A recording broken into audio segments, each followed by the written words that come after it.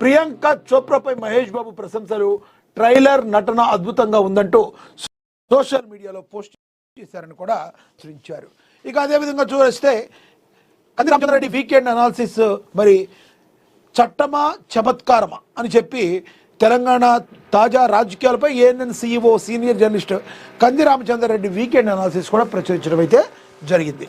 ఇంకా అదేవిధంగా మున్సిపల్ ఎన్నికలకు ఇన్ఛార్జీలు నియమించిన కేసీఆర్ ఆదేశాలతో నియామకం అని కూడా ప్రచురించారు. అదేవిధంగా ఏ విచారణకైనా తాను సిద్ధం, సింగరేణిపై ఏ గద్దను వాలనివ్వం, సుజన్ రెడ్డి బీఆర్ఎస్ లీడర్ల అల్లుడే, ఆరోపణలపై డిప్యూటీ సీఎం బట్టి విక్రమార్క కౌంటర్ ఇచ్చారు. ఇది చాలా ఇంపార్టెంట్. మరి సృజన్ రెడ్డి బీఆర్ఎస్ లీడర్ల అల్లుడే అని చెప్పి కూడా మరి deputy CM Bhatti Vikramarka counter అయితే ఇచ్చారు. సింగరేణి టెండర్లపై తాము విచారణకు సిద్ధమని డిప్యూటీ సీఎం మల్లు భట్టి విక్రమార్క అన్నారు. శనివారం ప్రజాభవన్లో నిర్వహించిన మీడియా సమావేశంలో మాట్లాడుతూ సింగరేణి టెండర్లపై వస్తున్న ఆరోపణలపై ఎలాంటి విచారణకైనా సిద్ధమన్నారు. 2014 నుంచి నిర్వహించిన టెండర్లపై విచారణ చేయిద్దామని హరీష్ రావుకు సవాల్ విసిరారు. Note this point. ఇప్పుడు మాత్రమే కాదు, మీరు చెప్పారు కదా దీన్ని అన్నింటినీ కూడా దేనికైనా నేను సిద్ధం, కానీ ఇది మాత్రమే కాదు 2014 నుంచి ఏం జరిగిందో అన్నిటి మీద కూడా మీరు సిద్ధం. కావాలంటే మరి సీఎం గారు ఇక్కడ లేరు, మీరు నాకు లెటర్ రాయండి, కంపల్సరీ మేము దాన్ని 100% సవాల్ నేను స్వీకరిస్తాను, సవాల్ స్వీకరించారని బట్టి సవాల్ విసిరారు. ఇక టెండర్లపై సమగ్ర విచారణ కావాలంటే హరీష్ రావు తనకే నేరుగా లేఖ రాయించని ఆహ్వానించారు. సీఎం రేవంత్ రెడ్డి అమెరికా నుంచి రాగానే విచారణ అవుతామని స్పష్టం చేశారు.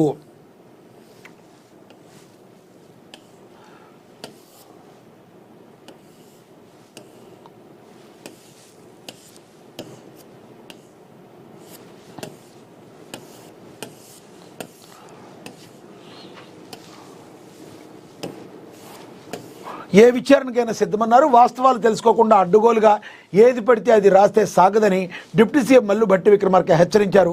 తాను రాజకీయాల్లోకి ఆస్తులు సంపాదించుకునేందుకు రాలేదని, మరి సమాజంలో మార్పు కోసమే వచ్చారన్నారు. తాను చేపట్టిన పాదయాత్ర సమయంలో కూడా సింగరేణి కోసం పోరాడానని గుర్తు చేశారు.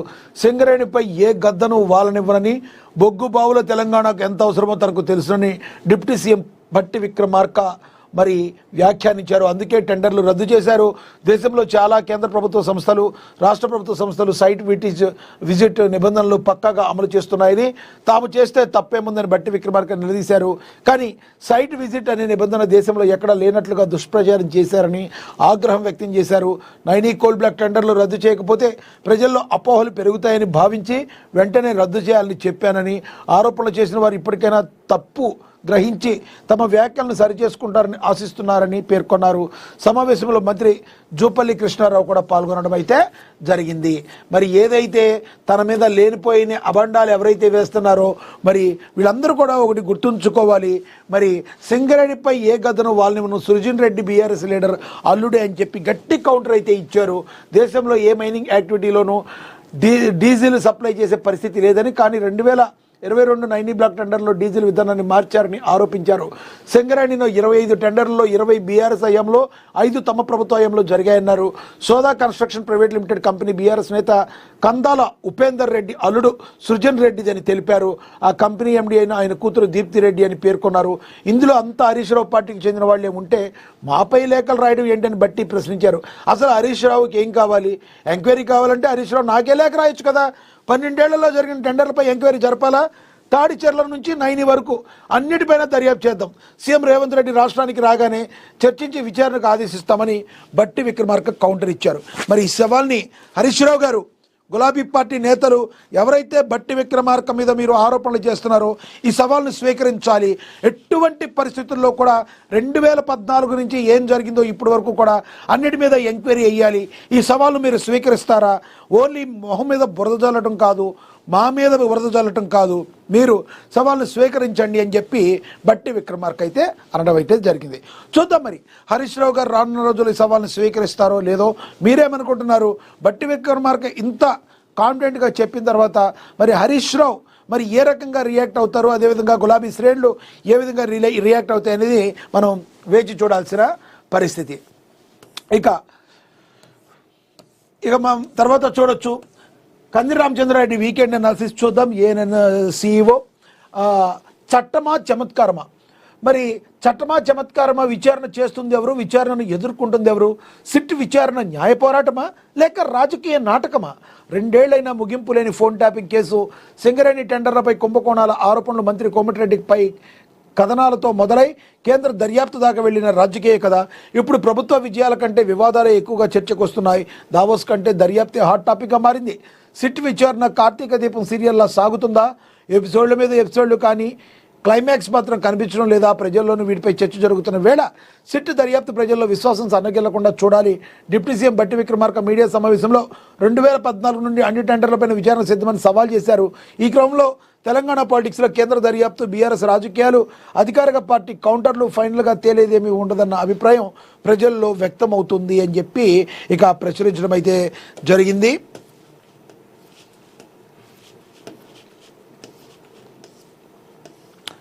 ఫోన్ ట్యాపింగ్ జరిగిందన్న అనుమానాన్ని బీజేపీ, కాంగ్రెస్, బీఆర్ఎస్ 3 పార్టీల నేతలు అనేక సందర్భాల్లో చెప్పారని, ఇక బీఆర్ఎస్ ముఖ్య నేతలే కాదు ఆ పార్టీ నుంచి మరి ఇతర పార్టీలకు మారిన నేతలు మేము స్వయంగా అనుభవించామని చెప్పారు. కానీ ఇప్పుడు జరుగుతున్న నోటీసులు, విచారణల తీరు వల్ల ఆ అనుమానాలు నివృత్తి చేయడంలో విఫలమవుతుందని, మరోవైపు ఆరోపణలన్నీ ప్రజలకు కొట్టివేసే వాతావరణాన్ని సిట్ విచారణ తీరు స్వయంగా కల్పిస్తుందని అన్నారు. కీలక పదవుల్లో ఉన్న అధికారులపై బహిరంగంగానే 2 మాజీ మంత్రులు తీవ్రమైన ఆరోపణలు చేస్తున్నారు. మొత్తం విచారణ తీరు, అసలు ఈ ప్రభుత్వ వ్యూహం ఏంటో పరిశీలించుకోవాల్సిన అవసరం ఉందని కూడా మరి చెప్తుండడం జరిగింది. ఇక దావోస్ కంటే దర్యాప్తే హాట్ టాపిక్గా మారింది. ముఖ్యమంత్రి రేవంత్ రెడ్డి దావోస్ పర్యటన అంతర్జాతీయ పెట్టుబడుల పరంగా కీలకం. కానీ గత 4-5 రోజులుగా మీడియా తెరపై దావోస్ కంటే ఎక్కువగా కనిపించిన ముఖాలు కేటీఆర్, హరీష్ రావు. అభివృద్ధి కంటే ఆరోపణలే ఎక్కువ హైలైట్స్గా దక్కించుకున్నాయి. ప్రభుత్వం కోరుకుంది ఇదేనా? ప్రజలను అసలు సమస్యలను దృష్టి మళ్లించే వ్యూహమా? చూడాల్సి ఉంది. బొగ్గు కుంభకోణం నుంచి డైవర్షన్ కోసం ఈ కేసులు పెట్టారని బీఆర్ఎస్ ఆరోపిస్తుండగా, మీడియా సమావేశం ద్వారా డిప్యూటీ సీఎం బట్టి విక్రమార్క 2014 నుంచి ఇప్పుడు దాకా సింగరేణి టెండర్లపై నిర్ణయాలు ఎలాంటి విచారణకైనా తాము సిద్ధమని ప్రకటించారు. టెండర్ లేని చోట అవినీతి రాద్ధాంతం జరుగుతుందా? కేంద్రం ఏకంగా దర్యాప్తు టీంని సింగరేణికి పంపిందని కూడా ప్రచురించడం జరిగింది. ఇక సత్యం ఎక్కడుందని కూడా మరి రాశారు. సత్యం రాజకీయ శబ్దంలో మునిగిపోతే న్యాయం మౌనంగా మిగిలిపోతుంది. చట్టం ముందు అందరూ సమానమే, కానీ చట్టం ముందు తప్పు చేసిన వారే రావాలి. చట్టం అంటే భయం కలగాలి. అలాంటి పరిస్థితి ఉన్నప్పుడే విచారణలు జరగాలి. లేకపోతే చట్టం ఒక ఆయుధంగా, విచారణ ఒక వినోదంగా, న్యాయం ఒక నాటకంగా మారిపోతుంది అని చెప్పి రామచంద్రారెడ్డి మరి కొంత భావోద్వేగమైన నిజాలు బాగా దగ్గరగా రాయటం, నిష్పక్షపాతంగా రాయటాన్ని మనం అయితే గమనించవచ్చు. చట్టం తటాకంలో రాజకీయాలు రచ్చ చేస్తే న్యాయం నదిదారి తప్పుతుంది. న్యాయస్థానాల ముందు నిజం నిలబడాలి. టీవీ స్టూడియోల ముందు ఆరోపణలు కాదు, కారణాలు ఏవైనా, రాజకీయ ప్రయోజనాలు, వ్యూహాలు ఏవైనా చట్టం అపహాస్యం కాకుండా కాపాడటం ప్రభుత్వం, ప్రతిపక్షం, అధికారుల అందరి బాధ్యత. సత్యమేవ జయతే అని చెప్పి మరి కంది రామచంద్రారెడ్డి రాయటం జరిగింది. మరి నిజంగానే ఇది ప్రతి అక్షరం కూడా ఒక సత్యంగా మనం భావించాల్సిన అవసరం అయితే ఉంది. ఇక తదుపరి చూద్దాం. మున్సిపల్ ఎన్నికల ఇన్ఛార్జీలు నియమించిన కేసీఆర్ ఆదేశాలతో నియామకం. తెలంగాణ రాష్ట్రంలో త్వరలో జరగనున్న మున్సిపల్ ఎన్నికల కోసం బీఆర్ఎస్ తరఫున రాష్ట్రంలో అన్ని మున్సిపాలిటీలు మరియు కార్పొరేషన్ల వారీగా ప్రత్యేక సమన్వయకర్తలను పార్టీ వర్కింగ్ ప్రెసిడెంట్ కేటీఆర్ నియమించారు. శనివారం పార్టీ అధినేత కేసీఆర్తో భేటీ అయిన కేటీఆర్ అధినేత ఆదేశాల మేరకు కమిటీల నియామకం పూర్తి చేశారని కూడా ప్రచురించారు. ఇక సిట్ విచారణలో పాల్గొన్న మొన్న హరీష్ రావు కావచ్చు, నిన్న కేటీఆర్ కావచ్చు, మరి అక్కడ ఎలాంటి పరిస్థితులు ఎదుర్కొన్నారు, ఎటువంటి ప్రశ్నలను ఫేస్ చేశారు, వీటన్నిటితో పాటు రానున్న మున్సిపల్ ఎన్నికల మీద కూడా మరి తగు ఏ రకంగా ముందుకు వెళ్ళాలి, ఏ రకంగా మరి విజయమే లక్ష్యంగా ముందుకు వెళ్ళాలని మరి తెలంగాణ రాష్ట్రంలో త్వరలో జరిగిన మున్సిపల్ ఎన్నికల కోసం బీఆర్ఎస్ తరఫున రాష్ట్రంలో మున్సిపాలిటీలు, కార్పొరేషన్ల వారీగా ప్రత్యేక సమన్వయకర్తలను వర్కింగ్ ప్రెసిడెంట్ కేటీఆర్ నియమించారు.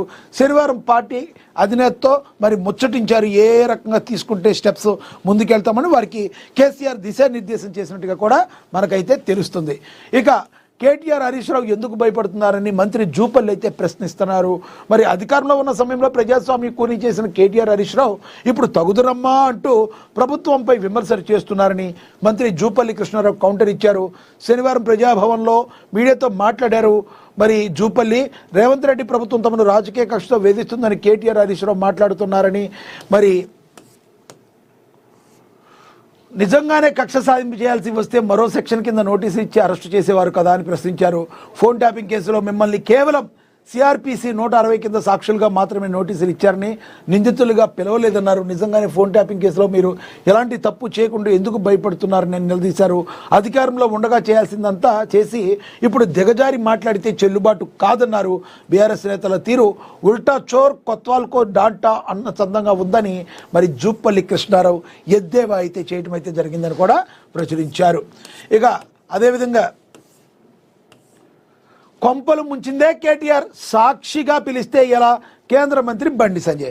మీరు ఏదో సాక్షిగా పిలిస్తే ఎలాగ? అసలు కొంపలు ముంచిందే కేటీఆర్ కదా. ఈ ఫోన్ ట్యాపింగ్కి కర్త కర్మ క్రియ అన్నీ సిరిసిల్ల వేదికగా జరిగినాయి, హైదరాబాద్కు వేదికగా కాదు.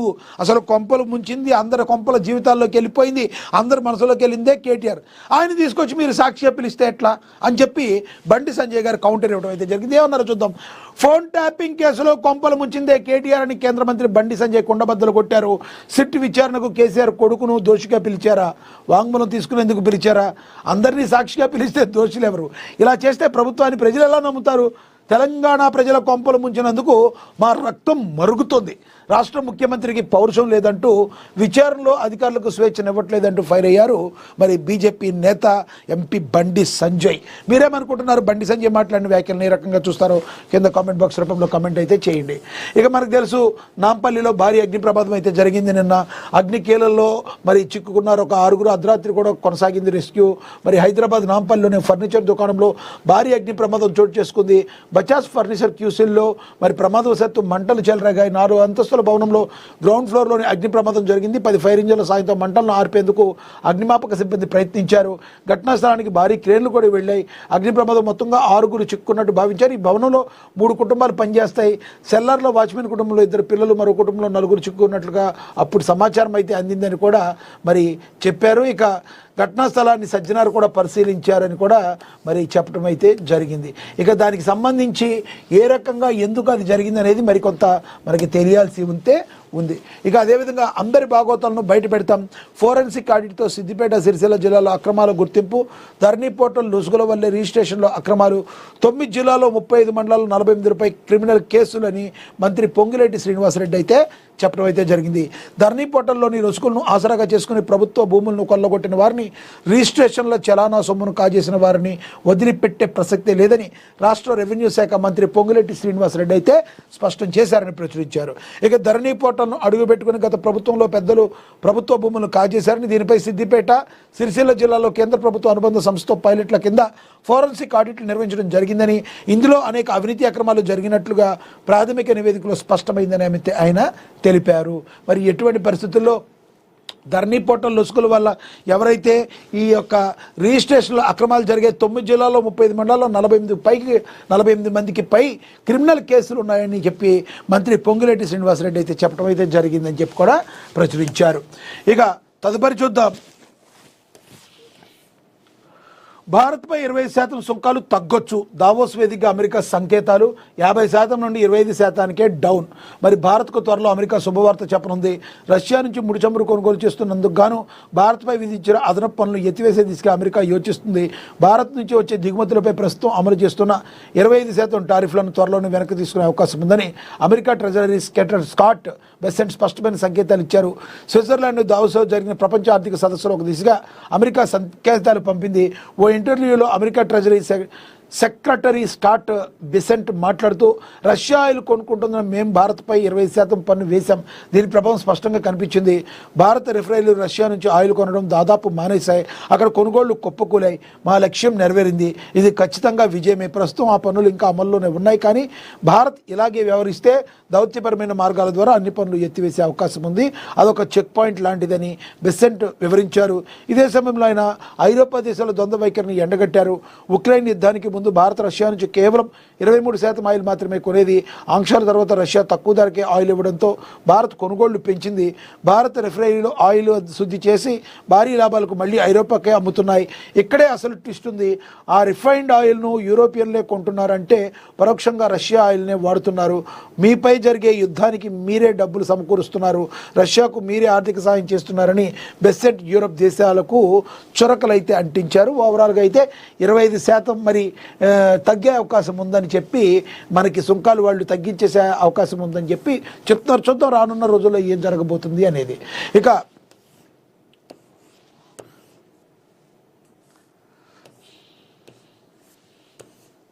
ఇద్దరు బీజేపీ ఎంపీలకు కేటీఆర్ షాక్ ఇచ్చారు. కేంద్ర మంత్రి బండి సంజయ్ కుమార్, నిజామాబాద్ ఎంపీ ధర్మపురి అరవింద్లకు బీఆర్ఎస్ వర్కింగ్ ప్రెసిడెంట్ మాజీ మంత్రి కల్వకుంట్ల తారక రామారావు తన న్యాయవాదుల ద్వారా లేఖలు నోటీసులు పంపించారు. ఈ నోటీసులో పలు అంశాలు ప్రస్తావించారు. కేటీఆర్ తనపై తన కుటుంబంపై నిరాధార పరువు నష్టం కలిగించే వ్యాఖ్యలు చేసినందుకు గాను ఈ లీగల్ నోటీసులు జారీ చేసినట్టు స్పష్టం చేశారు. నోటీసులు అందిన 5 రోజుల్లోగా స్పందించిన పక్షంలో సివిల్ క్రిమినల్ చట్టాల ప్రకారం కఠిన చర్యలు తీసుకుంటామని హెచ్చరించారు.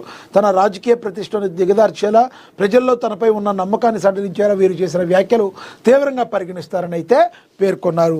ఏదైతే మరి డ్రగ్స్ ప్లెడ్లర్ అని ఏదైతే మాట్లాడారో వీరి గురించి అయితే మరి కేటీఆర్ సీరియస్ అయ్యారు. మరి ఏ రకంగా వీరు బీజేపీ నేతలు స్పందిస్తారనేది మనం వేచి చూడాల్సిన పరిస్థితి. ఇక అదేవిధంగా తిరుమల కిటకిట సర్వదర్శనానికి 24 గంటలు ఆ కలియుగ దైవం వెంకటేశ్వర స్వామి కొలువుదీరిన పుణ్యక్షేత్రం తిరుమల భక్తులతో కిటకిటలాడుతుంది. స్వామివారి దర్శనం కోసం భక్తులు పోటెత్తుతున్నారు. వివిధ ప్రాంతాల నుంచి తరలి వచ్చిన భక్తులతో తిరుమల జన సంద్రంగా మారింది. కొండపై ఉన్న అన్ని కంపార్ట్మెంట్లు భక్తులతో నిండిపోయాయి. టోకెన్ లేని భక్తులు 24 గంటల్లో సర్వదర్శనం అవుతుంది టీటీడీ అధికారులు తెలిపారు. మరి మనకు తెలుసు కలియుగ దైవం వెంకటేశ్వర స్వామి, మరి ఆ స్వామి మీద రాజకీయ ఒత్తిళ్ళు ఎట్లా ఉన్నా ఎన్నొచ్చినా ఆ స్వామిని నమ్మకం కోల్పోరు ప్రజలు. ఎందుకంటే కలియుగ దైవంగా మరి పిలిస్తే పలికే దైవంగా వెంకటేశ్వర స్వామి ఎంతోమంది ప్రపంచవ్యాప్తంగా భక్తులు సంపాదించుకున్న ఆ దేవదేవుణ్ణి చూసేందుకు భక్తులైతే మరి ఆయన దర్శించుకునేందుకు కిటకిటలాడారు. మరి సర్వదర్శనానికి 24 గంటలు పడుతుంది. అది వెంకటేశ్వర స్వామి యొక్క మహిమ మహత్యం అని చెప్పి హిందూ ధార్మికవేత్తలు కావచ్చు, హిందూ భక్తులు కావచ్చు, అందరూ కూడా చెప్తున్నారు. ఇప్పటికైనా టీటీడీకి సంబంధించి భక్తుల యొక్క మనోభావాలు దెబ్బతీయకుండా ఉండేందుకు మరి తీసుకోవాల్సిన జాగ్రత్తలన్నీ రాష్ట్ర ప్రభుత్వం టీటీడీ బోర్డు అయితే తీసుకోవాల్సిన అవసరం అయితే ఉంది. మరి ప్రస్తుతం అయితే 24 గంటల సమయం అయితే పడుతుంది. ఇక కాంగ్రెస్ బీఆర్ఎస్ ట్యాపింగ్ డ్రామా, బాధ్యులపై చర్యలు తీసుకోవడం జాప్యం, బీజేపీ చీఫ్ రామచంద్రరావు ఫైర్ అయ్యారు. ఫోన్ ట్యాపింగ్ అంశంపై తెలంగాణ బీజేపీ అధ్యక్షుడు రామచంద్రరావు స్పందించారు. తెలంగాణలో ఫోన్ ట్యాపింగ్ రాజ్యాంగ ఉల్లంఘన అన్నారు. ఈ కేసు కాంగ్రెస్ ప్రభుత్వం కావాలని జాప్యం చేస్తుందని ఆయన ఆరోపించారు. అధికార ప్రతిపక్ష పార్టీలు కలిసి ఫోన్ ట్యాపింగ్ డ్రామాకు తెరలేపైన విమర్శించారు. ఈ కేసులో అధికార కాంగ్రెస్ ప్రతిపక్ష బీఆర్ఎస్ కలిసి ప్రజలను తప్పుదోవ పట్టించే రాజకీయ కుట్రలు చేస్తుందని మండిపడ్డారు. ఫోన్ ట్యాపింగ్తో నష్టపోయిన వారికి న్యాయం జరగాలంటే ప్రత్యేక దర్యాప్తు బృందం విచారణ వేగవంతం కావాలని, బాధ్యులపై త్వరగా చర్యలు తీసుకోవాలని డిమాండ్ అయితే చేశారని కూడా ప్రచురించారు. ఇక విజయవాడలోను చికెన్ బిర్యానీ ఫేవరెట్, స్విగ్గీ వార్షిక రిపోర్టు. మరి తెలుగు రాష్ట్రాల్లో భోజన ప్రియులు ఫేవరెట్ అనగానే చికెన్ బిర్యానీ గుర్తుకొస్తుంది. విజయవాడ వాసులు కూడా దీనికి మినహాయింపు కాదు. ప్రముఖ ఫుడ్ డెలివరీ యాప్ స్విగ్గీ విడుదల చేసిన 2025 వార్షిక నివేదికలోనూ ఇదే విషయం స్పష్టమైంది. అయితే బిర్యానీ తర్వాత విజయవాడ వాసులు అత్యధికంగా ఇష్టపడుతుంది మెత్తటి తెల్లటి ఇడ్లీ. స్విగ్గీ వెల్లడించిన వివరాల ప్రకారం 2025 జనవరి 1 నుంచి నవంబర్ 30 వరకు విజయవాడలో ఏకంగా 7.878 లక్షల చికెన్ బిర్యానీ ఆర్డర్లు నమోదయ్యాయి. గత కొన్నేళ్లుగా ఇదే ట్రెండ్ కొనసాగుతూ ఉండగా ఈసారి కూడా బిర్యానీ తన అగ్రస్థానాన్ని నిలబెట్టుకున్న తర్వాత 3.2 లక్షల ఆర్డర్లతో ఇడ్లీ 2వ స్థానంలో నిలవడం విశేషం. సాధారణంగా టిఫిన్ ఐటమ్స్లో దోశకు ఎక్కువ ఆదరణ ఉంటుందనే అంచనాలు పక్కకు నెడుతూ ఇడ్లీ టాప్ 2లో చోటు దక్కించుకుంది. ఇక 2.7 లక్షల ఆర్డర్లతో వెజ్ దోశ 3వ స్థానాన్ని దక్కించుకుంది అని చెప్పి ప్రచురించడం అయితే జరిగింది. ఇక కాంగ్రెస్ పార్టీలో భారీ చేరికలు. కంది శ్రీనివాసరెడ్డి క్యాంపు కార్యాలయంలో కార్యక్రమం. 10-23 వార్డులోని పెద్ద సంఖ్యలో తరలివచ్చిన మహిళలు, కాలనీవాసులు కండువాలు కప్పి స్వాగతించారు. తాహెర్ బిన్ హందన్ కంది శ్రీనివాసరెడ్డి మున్సిపల్ ఎన్నికల్లో గెలిపే లక్ష్యమని పిలుపునైతే ఇచ్చారు. ఆదిలాబాద్ జిల్లాలో కాంగ్రెస్ పార్టీ యొక్క జెండాను రెపరెపలాడించేందుకు విజయమే లక్ష్యంగా ముందుకు వెళుతున్నారు కాంగ్రెస్ పార్టీ అసెంబ్లీ ఇన్ఛార్జ్ కంది శ్రీనివాసరెడ్డి. మరి ఎంతో కాలంగా 3.5 సంవత్సరాలుగా అక్కడ నిత్యాన్నదానం చేస్తూ మరి అక్కడ ప్రజల యొక్క ఆకలి బాధలు ఉండకూడదు అని చెప్పి ఆయన నిత్యాన్నదానం చేస్తూ అక్కడున్న ప్రజలకి ఎంతగానో దగ్గరయ్యారు. అదేవిధంగా చెప్పాలంటే మరి ఆరోగ్యం కూడా ఇంపార్టెంట్ అని ఉచిత అంబులెన్స్ సేవలను కూడా ఆయన స్టార్ట్ చేసి మరి అక్కడున్న ప్రజలకు తమ యొక్క కష్టాలను తీర్చుకునే దేవుడిగా ఆయన మన్ననను పొందుతున్నారు. మరి ఎటువంటి పరిస్థితుల్లో మున్సిపల్ ఎన్నికల్లో కూడా తాము గెలిస్తే కాంగ్రెస్ ప్రభుత్వం తద్వారా ఆదిలాబాద్ డెవలప్మెంట్కి మరింత లాభం చేకూర్చే విధంగా ముందుకు తీసుకెళ్తూ ఎక్కడెక్కడో మంది కార్యకర్తలు, ఇతర పార్టీ నాయకులు, కార్యకర్తలు అందరూ కూడా కంది శ్రీనివాసరెడ్డి మరి సమక్షంలో పార్టీ కండువాలు కప్పుకొని మేము సైతం అని చెప్పి ముందుకు వెళ్తున్న తీరు కాంగ్రెస్ పార్టీ గెలుపుకి ఆయన ఏ రకంగా పునాది వేస్తున్నారో మనమైతే గమనించవచ్చు. ఇక త్వరలో జరగబోయే మున్సిపల్ ఎన్నికల్లో కాంగ్రెస్ పార్టీ కౌన్సిల్ అభ్యర్థులను పెద్ద సంఖ్యలో గెలిపించుకొని మున్సిపల్ పీఠాన్ని కైవసం చేసుకోవాలని జిల్లా పరిశీలకులు, ఉర్దూ అకాడమీ చైర్మన్ తాహెబ్ హందన్ అన్నారు. Adilabad Congress party assembly in charge Kandi Srinivasa Reddy అన్నారు. శనివారం ఆదిలాబాద్ పట్టణంలోని కంది శ్రీనివాసరెడ్డి క్యాంప్ కార్యాలయం ప్రజాసేవ భవన్లో జరిగిన చేరికల సమావేశానికి హాజరయ్యారు. 10వ వార్డు నుంచి మరి రజిత అల్చెట్టి నాగన్న ఆధ్వర్యంలో, 23వ వార్డు నుంచి కావేటి జ్యోతి ఆధ్వర్యంలో భారీ సంఖ్యలో మహిళలు కాలనీవాసులు అయితే అందరూ పార్టీలో జాయిన్ అయ్యటం అయితే జరిగింది. ఇక మున్సిపల్ ఎన్నికల సమన్నాహక సమావేశం కంది శ్రీనివాసరెడ్డి క్యాంప్ కార్యాలయంలో కార్యక్రమం ఘన స్వాగతం పలికారు. కంది శ్రీనివాసరెడ్డి స్థానిక కాంగ్రెస్ నాయకులు గెలిపే లక్ష్యంగా పనిచేయాలని చెప్పి పిలుపునిచ్చారు. మున్సిపల్ ఎన్నికల్లో గెలిపే లక్ష్యంగా ముందుకు సాగాలని పార్టీ శ్రేణులకు మున్సిపల్ ఎన్నికల పార్లమెంట్ ఇన్ఛార్జ్ సుదర్శన్ రెడ్డి దిశానిర్దేశం చేశారు. ఆదిలాబాద్ పట్టణంలోని కంది శ్రీనివాసరెడ్డి క్యాంపు కార్యాలయం ప్రజాసేవ భవన్లో పురపాలక ఎన్నికల నేపథ్యంలో ఎమ్మెల్సీ దండే విఠల్, ఖానాపూర్ ఎమ్మెల్యే వెడ్బబొజ్జు పటేల్, జిల్లా పరిశీలకులు తాహెర్ బిన్ హందన్తో కలిసి పార్టీ శ్రేణులతో సమావేశమయ్యారు. మరి ఇక్కడ మనం చూడొచ్చు కంది శ్రీనివాసరెడ్డి క్యాంపు కార్యాలయం ఏదైతే ఉందో ఆ ఇమేజ్ను కూడా మనం ఇక్కడైతే చూడొచ్చు. ఇంకా అదేవిధంగా రంజాన్ పండుగను ప్రశాంతంగా జరుపుకోవాలి అని చెప్పి మంచిర్యాల అదనపు కలెక్టర్ పి చంద్రయ్య తెలిపారని కూడా ప్రచురించారు. దళితుల వేధింపులకు గురి చేయొద్దని రాష్ట్ర SC ST commission chairman Bakki Venkataiah కూడా చెప్పారని కూడా ప్రచురించారు. ఇక ఆన్లైన్లోనే ఇసుక బుకింగ్ అని TGMDC vice chairman managing director mines and geology director Bhavesh Mishra మాట్లాడారని కూడా ప్రచురించారు. ఇక మనకి తెలుసు చట్టమా చమత్కారమా, మరి చట్టం చమత్కారం విచారణలో చేస్తుంది ఎవరు, విచారణ ఎదుర్కొనేది ఎవరు, సిట్ విచారణ న్యాయ పోరాటమా, మరి లేక 2 ఏళ్లైన ముగింపు లేని ఫోన్ ట్యాపింగ్ కానీ మరి ఆర్టికల్ అయితే రాశారు. మరి వీకెండ్ అనాలిసిస్ అయితే రాశారు. ఇదైతే మనం దీని గురించి కూడా మాట్లాడుకున్నాం. ఇక అదేవిధంగా మరి సిట్ విచారణకు హాజరయ్యారు. మాజీ మంత్రి కేటీఆర్ సిట్ విచారణకు అయితే హాజరయ్యారు. మరి హాజరైన తర్వాత ఆయన మారిన దృశ్యమని, అదేవిధంగా నేనే సిట్ అధికారులను 100 ప్రశ్నలు అడిగారని మాజీ మంత్రి హరీష్ రావు అన్నారు. నా ప్రశ్నలకు సిట్ అధికారులు నీళ్లు నమిలారని మాజీ మంత్రి కేటీఆర్ 7:30 గంటలకు పైగా జూబ్లీహిల్స్లో విచారణకు హాజరైన అనంతరం మీడియాతో వ్యాఖ్యానించారంటే ఇక్కడ విచారణ ఎవరు చేస్తున్నారు? విచారణకు పిలిపించారా లేక విచారణకు వెళ్ళిన వారా? ఈ ప్రశ్నలే నేటి రాజకీయ వాతావరణానికి అర్థం పడుతున్నాయి. మరి అంతే కదా, ఇప్పుడు సిట్ విచారణకు పిలిస్తే సిట్ ప్రశ్నలు వేయాలి, కానీ సిట్నే మేము ప్రశ్నలు వేసామని వీళ్ళు చెప్తున్నారు. ఇక్కడే ఎక్కడో తేడా కొడుతుంది సీనా అన్నట్టుగా మరి అంతా ఉందన్నట్టుగా మాట్లాడుతున్నారు జనాలు.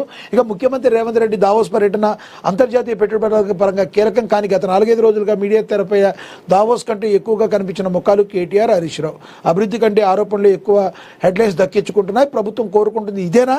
ప్రజలను అసలు సమస్య నుంచి దృష్టి మళ్లించే వ్యూహమా చూడాలి. ఇక సత్యం రాజకీయ శబ్దంలో మునిగిపోతే న్యాయం మౌనంగా మిగిలిపోతుంది. చట్టం ముందు అందరూ సమానమే, కానీ చట్టం ముందు తప్పు చేసిన వారే రావాలి. చట్టం అంటే భయం కలగాలి. అలాంటి పరిస్థితి ఉన్నప్పుడే విచారణ జరగాలి. లేకపోతే చట్టం ఒక ఆయుధంగా, విచారణకు ఒక వినోదంగా, న్యాయం ఒక నాటకంగా మారిపోతుందని కంది శ్రీనివాసరెడ్డి కూడా ప్రచురించడం అయితే జరిగింది. కంది రామచంద్రారెడ్డి ప్రచురించడం అయితే జరిగింది, ఏఎన్ఎన్ సీఈఓ. ఇక రేడియల్ సర్వేకు అడుగడుగునా అడ్డుకుంటున్న రైతులు అయినా ఆగని రేడియల్ రోడ్డు సర్వేలు ప్రచురించారు. ఇక మంచికి ఓటెయ్యండి, ధర్మాన్ని గెలిపించండి, షాద్నగర్ ఎమ్మెల్యే వీర్లపల్లి శంకర్ పిలుపునిచ్చారని కూడా ప్రచురించడం అయితే జరిగింది. ఇక క్రీడాకారుల పేర్లు నమోదు చేసుకోవాలని ఎంపీడీఓ సంధ్య, మహబూబాబాద్ ఎంపీడీఓ మరి సీఎం కప్ క్రీడల్లో పోటీలో యువత పెద్ద సంఖ్యలో పాల్గొనాలని ఆవిడ పిలుపునివ్వడం అయితే జరిగిందని కూడా ప్రచురించారు. ఇక పురపాలక అభ్యర్థులపై పార్టీల కసరత్తు, సామాజికంగా ఆర్థికంగా ఉన్న వారిపై ప్రత్యేక దృష్టి, ఆశావాహులకు అవకాశం దక్కేనా అని కూడా ప్రచురించారు. మరి ఈ పురపాలక ఎన్నికల్లో, వచ్చే మున్సిపల్ ఎన్నికల్లో విజయమే లక్ష్యంగా కాంగ్రెస్, బీజేపీ, బీఆర్ఎస్ పావులు కదుపుతున్నాయి. గెలుపు గుర్రాలకే టికెట్లు ఇస్తామని కూడా చెప్తున్నాయి. చూడాలి రానున్న రోజుల్లో మరింత ఆసక్తికరంగా ఈ పురపాలక ఎన్నికలు జరగబోతున్నాయి. ఇక పోలీస్ ఫిట్గా ఉన్నప్పుడే సమాజం ఫిట్గా ఉంటుంది. సూర్యాపేట జిల్లా కలెక్టర్ తేజస్వి నందలాల్ పవర్ అన్నారు. పోలీస్ సిబ్బంది సంక్షేమం కోసం ఎల్లప్పుడూ కృషి చేస్తామని సూర్యాపేట జిల్లా ఎస్పీ నరసింహ అయితే తెలిపారు. ఇక బీజేపీలో భారీగా చేరుకుని దేశాభివృద్ధి, ప్రజా సంక్షేమే బీజేపీ లక్ష్యమని బీజేపీ వరంగల్ జిల్లా అధ్యక్షుడు గంటా రవికుమార్ అన్నట్లుగా కూడా ప్రచురించారు. ఇక వరంగల్ జనగామ జిల్లాకు దక్కిన విశిష్ట గౌరవమని జిల్లా కలెక్టర్కు బెస్ట్ ఎలక్షన్ డిస్ట్రిక్ట్ అవార్డులు ఇచ్చారు. మరి మంత్రి పొన్నం ప్రభాకర్ మాట్లాడుతూ కూడా మనం అక్కడైతే చూడొచ్చు. ఇక ఆఫ్ఘన్లో మంచు తుఫాన్ బీభత్సం, 61 మంది మృతి చెందినట్లుగా మరి దీనిలో ప్రచురించడం జరిగింది. గవర్నర్లను కీలుబొమ్మలుగా మార్చారని చెప్పి మరి ప్రచురించారు. కేంద్ర ప్రభుత్వంపై ఖర్గే ఆగ్రహం వ్యక్తం చేశారు. కాంగ్రెస్ పాలిత బీజేపీయేతర పార్టీల పాలన ఉన్న రాష్ట్రాల్లో గవర్నర్లను కేంద్ర ప్రభుత్వం కీలుబొమ్మలుగా మార్చేసిందని చెప్పి మరి ఆయన మాట్లాడటం అయితే జరిగింది. అదేవిధంగా ప్రధాని ఆయా రాష్ట్ర గవర్నర్ను ఉపయోగించుకుని ఆరోపించే ప్రధానమంత్రి కార్యాలయాలకు కేంద్ర హోంశాఖ కార్యాలయాల ద్వారా కేంద్ర ప్రభుత్వం గవర్నర్కు ఆదేశాలు ఇస్తుందని చెప్పారు. ముఖ్యమంత్రి సిద్ధం చేసిన ప్రసంగాన్ని అసెంబ్లీలో చదవద్దని చెప్తుందని పేర్కొన్నారు. కర్ణాటక, తమిళనాడు ఇలాంటి ఉదంతాలు చోటు చేసుకున్నారని వెల్లడించారు. బీజేపీ ఇతర పార్టీల పాలిత రాష్ట్రాల గవర్నర్లుగా ప్రభుత్వాన్ని అడ్డంకులు సృష్టిస్తుందని విమర్శించడం అయితే జరిగిందని కూడా మరి ప్రచురించారు. మల్లికార్జున ఖర్గే మాట్లాడారని కూడా తెలుస్తుంది. ఇక ప్రభాస్తో సీక్వెల్ అదిరిపోతుంది అని చెప్పి మరి రాశారు. అదేవిధంగా ప్రియాంక చోప్రా ఎవరైతే ఉన్నారో అద్భుతంగా యాక్ట్ చేసిందని మహేష్ బాబు చెప్పడం అయితే జరిగింది. ప్రియాంక చోప్రా మహేష్ బాబు ప్రశంసలు కురిపించారు. ఆమెపై గ్లోబల్ స్టార్ ప్రియాంక చోప్రాపై బాలీవుడ్ సూపర్ స్టార్ మహేష్ బాబు ప్రశంసల వర్షం కురిపించారు. ప్రియాంక ప్రధాన పాత్ర నటించిన Hollywood action thriller the bluff ట్రైలర్ను చూసిన మహేష్ సోషల్ మీడియా వేదికగా స్పందించారు. ఆమె నటనను కొనియాడుతూ ఆసక్తికరమైన పోస్ట్ పెట్టారు. ట్రైలర్ అద్భుతంగా ఉంది. ప్రియాంక చోప్రా మరోసారి రాజీ పడని దృఢమైన నటన కనబరిచారు. ఫిబ్రవరి 25న విడుదలవుతున్న ది బ్లఫ్ చిత్రానికి బృందానికి నా శుభాకాంక్షలని మహేష్ బాబు తన పోస్ట్లో పేర్కొన్నారు. ద బ్లఫ్ చిత్రం 1800 కాలం నుంచి నాటి కథను తెరకెక్కుతుంది. ఇందులో ఎర్సెల్ బోడెన్ అనే ఒక మాజీ సముద్రపు దొంగ పాత్రలో ప్రియాంక కనిపించనున్నారు. తన బిడ్డను కాపాడుకోవడం కోసం ఎంతకైనా తెగించే తల్లిగా ఆమె నటన ట్రైలర్లో ఆకట్టుకుంటుంది. ప్రముఖ దర్శకురాలు రూసో బ్రదర్స్ నిర్మిస్తున్న ఈ సినిమా మరి ఫిబ్రవరి 25న ప్రైమ్ మీడియాలో విడుదల కాబోతున్నది. అయితే ప్రియాంక చోప్రా ఏదైతే ఉందో మరి ఆమె యొక్క నటన గురించి చాలా అద్భుతంగా ఉంది, చాలా బాగుంది అని మహేష్ బాబు పొగడ్తలతో ముంచడాన్ని మనం అయితే గమనించవచ్చు. ఇక తదుపరి మరి ఆంధ్రజ్యోతి నుంచి మనం చూస్తే ఆంధ్రజ్యోతిలో చూద్దాం ఏం ప్రచురించారో. 125 రోజుల హామీల వేతనాలకు ఉపాధి అని ప్రచురించారు. ఇక వికసిత్ భారత్ రాజ్గార్ మరియు ఆజీవికా మిషన్ మరి గ్రామస్తుల తమకు తాముగా వికసిత్ గ్రామ పంచాయతీ ప్రణాళికలు చేసుకుంటారని వికసిత్ గ్రామ పంచాయతీ వికాస్ భారత్కు బాటలు వేస్తున్నారని ప్రధానమంత్రి మోడీ చెప్పినట్టుగా ప్రచురించారు. ఇక అమరావతిని అడ్డుకోలేరు, రాష్ట్రానికి ఇదే శాశ్వత రాజధాని, ప్రపంచ శ్రేణి నగరంగా తీర్చిదిద్దుతానని సీఎం ముఖ్యమంత్రి చంద్రబాబు నాయుడు మాట్లాడినట్టుగా కూడా ప్రచురించారు. ఇక కరెంటు ఛార్జీలు పెంచం, జగన్ ప్రభుత్వం 32,000 కోట్లు పెంచింది, రాష్ట్రాన్ని గంజాయి కేంద్రంగా మార్చింది, ప్రభుత్వ ఉద్యోగాలకు 1,000 కోట్ల బకాయిలని, ఆఖరికి దేవుడి నెయ్యిని కూడా కల్తీ చేశారని, నేను క్రెడిట్ తోడి చేశానంటున్నారు. అసలు జగన్కి ఏం క్రెడిట్ ఉందని ముఖ్యమంత్రి చంద్రబాబు నాయుడు ప్రశ్నించారు. ఇక ఇలాంటి వారితో అప్రమత్తంగా ఉండండి, మేము వచ్చాక 18 నెలల్లోనే 20 లక్షల కోట్లు పెట్టుబడులు వచ్చాయి, దేశానికి వచ్చిన వాటిలో ఏపీకే 25% స్వర్ణాంధ్ర స్వచ్ఛాంధ్రలో సీఎం చంద్రబాబు వ్యాఖ్యానించడం అయితే జరిగింది. మేమేదో క్రెడిట్ స్టోరీ చేస్తామంటున్నారు, అసలుకి జగన్మోహన్ రెడ్డికి ఏం క్రెడిట్ ఉందని చెప్పి ఘాటు వ్యాఖ్యలు అయితే చంద్రబాబు చేయడం అయితే జరిగింది. చంద్రబాబు వ్యాఖ్యలు మీరు ఏ రకంగా చూస్తారో కింద కమెంట్ బాక్స్ రూపంలో కమెంట్ అయితే చేయండి. ఇక భారత్పై సుంకాలు తగ్గొచ్చు, మనం ఇందాక చదువుకున్నట్టే దాని గురించి కూడా రాశారు ఇక్కడ. అదేవిధంగా ఇక శ్రీవారికి నేడు సప్తాహవాహన సేవ, రథసప్తమికి తిరుమల ముస్తాబు, మాడ వీధుల్లో భక్తుల రద్దీ, ముందు రోజు నుండి కిటకిటలాడుతున్న గ్యాలరీ అని కూడా ప్రచురించారు. ఇక అట్టహాసంగా విశాఖ ఉత్సవ ప్రారంభ కార్యక్రమంలో వేదికపై సెల్ఫీ తీసుకున్న మంత్రి కందులు దుర్గేష్, చిత్రంలో మంత్రులు వంగలపూడి అనిత, డోలాబాల వీరాంజనేయ స్వామి, టీటీడీ రాష్ట్ర అధ్యక్షుడు ఎమ్మెల్యే పల్లా శ్రీనివాసరావు, శాసనసభ్యులు గణబాబు, పంచకర్ల రమేష్, వంశీకృష్ణ శ్రీనివాస్, మేయర్ పీలా శ్రీనివాస్ తదితరులు అని చెప్పి కూడా ప్రచురించడం అయితే జరిగింది. ఇక రాజకీయ ఘర్షణతోనే హత్యలు, సాల్మన్ కుటుంబాన్ని ప్రభుత్వం ఆదుకోవాలని మందకృష్ణ మాదిగ అయితే చెప్పారు. మరి గ్రామాల్లో రాజకీయ విభేదాలు ఘర్షణలే హత్యలకు దారితీస్తున్నాయని, పేదలనే బలి తీసుకుంటున్నాయని ఎంఆర్పీఎస్ వ్యవస్థాపక అధ్యక్షుడు మందకృష్ణ మాదిగ ఆవేదన వ్యక్తం చేశారు. పల్నాడు జిల్లా మాచవరం మండలం పిన్నెల్లి గ్రామంలో ఇటీవల హత్యకు గురైన సాల్మన్ కుటుంబాన్ని ఆయన శనివారం పరామర్శించారు.